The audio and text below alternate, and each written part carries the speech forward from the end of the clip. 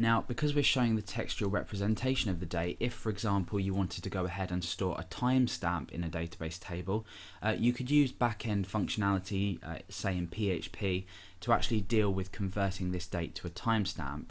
As far as I'm aware, the widget doesn't allow timestamps to be displayed, but it's always better to show this in here and submit this data and convert it in the back end of your application.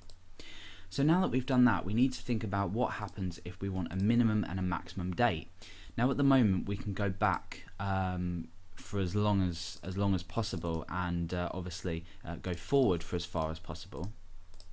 But let's say we wanted to only allow a date to be chosen from today onwards. Now we can do this using the minDate function, the minDate option. So minDate. Now we specify this as either as an integer, or we can specify inside text, and I'm going to show you how to do that in just a moment. For now, I'm just going to say 0, and when we click here now, you can see that we only are allowed to select the date from now onwards. So we can select today, tomorrow, and that will go ahead for the rest of time. So now that we've specified that, we can also go ahead and specify a max date. Now the max date might be easier to implement in textual form. However, we can in fact say, for example, max date 3. Now that would allow us 3 days on top of the current date. So we've got 1, 2, 3, and then we can't click any further because we've only allowed 3 dates. So this is extremely useful if you only want to allow specific dates, either from today or a few days back or a time period in the past, to a specific amount of dates onwards. Now we've supplied 3, and that is taking into account the actual days. We can also do a textual representation of this. So for example, we could say plus 1 month, and that would only allow 1 month onwards. So let's refresh. You can see we can go on here and we've got 1 month onwards from this particular date, so the 28th of this date till the 28th of next date, and we can then go ahead and also supply a particular amount of days, so maybe 2 days for example. So we use plus 1 month and plus 2 days will lead us to the 30th of August. So we're allowed to do this in textual representation as well as the min date as well. You could say, for example, minus 5 days. This would then do is allow you to go 5 days, 1, 2, 3, 4, 5 days backwards as well. So with both these options, you can specify either an integer, which represents the amount of days, or you can specify it in a textual form as well.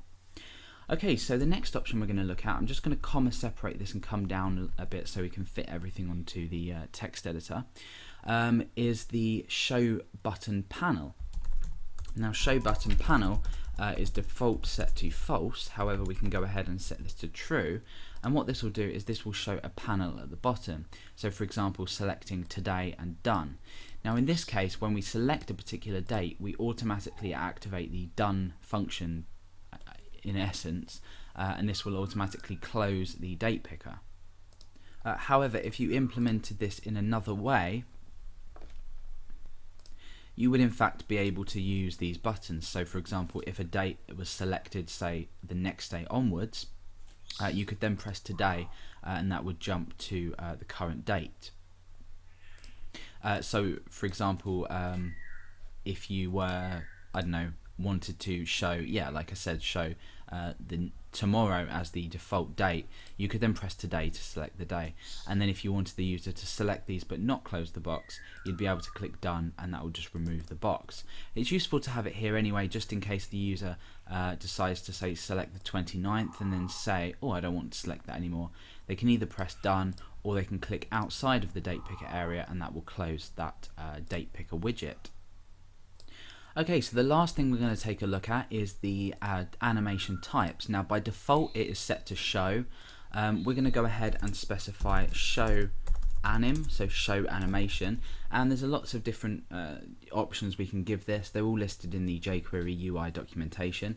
For example, we could choose bounce instead of the default show, and this will bounce in the box here, just depending on how animated you want the effect to look.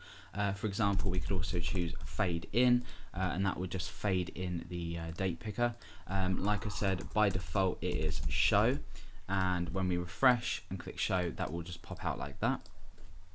If you wanted no animation whatsoever and you just wanted the date picker to appear, you can leave this blank here, and what that will do is it will just show it like this.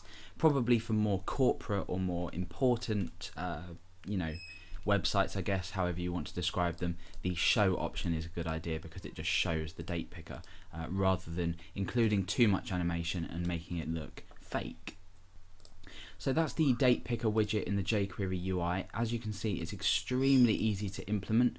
By just using the default date picker widget on top of the form field that you want to show, you can easily implement this to attach to an input field.